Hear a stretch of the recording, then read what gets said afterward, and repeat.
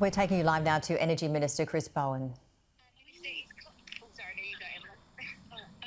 Just on nuclear as well, the opposition has accused you of scaremongering with particularly that video of Dr Margaret Beavis on Instagram. Is it your argument that nuclear power does pose a health risk to Australians? Every form of energy comes with a risk, and obviously the risk in nuclear energy is very substantial. And the way you reduce that risk, as has happened around the world, is by, just let that bike go past, the way you reduce that risk is by spending millions and millions of dollars. And that's how nuclear is made safer. And every dollar spent goes on the taxpayer under Mr Dutton's plan. So our argument is that nuclear is risky because of its expense and its delay. And part of that expense is the millions of dollars that have to be spent making it safer. If you're not really arguing then that it's unsafe, why are you posting videos? Well, we're happy to have a debate. Mr Dutton said it was time to talk nuclear. He hasn't been talking nuclear much anymore. When you release a policy, you've got to be up for a debate.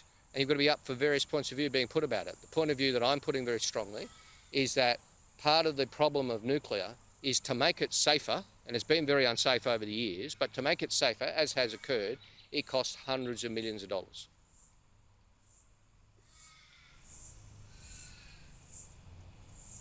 What else we got? Minister, it's Chloe Boris from Channel 10. I'd just like to get your reflections on the announcement out of Malaysia that the search for MH370 will continue. Well, obviously, this was a tragic event, and the families of the 239 people on board, including the 7 Australians, their grief would have been made even worse by the fact that it has always been an utter mystery what happened to this aeroplane. So, of course, we welcome any steps to try and get to the bottom of it after these 10 years that have passed. We haven't been asked for any assistance, but of course Australian authorities had done a substantial amount of work, and that information will be available to the Malaysian government. We welcome these steps.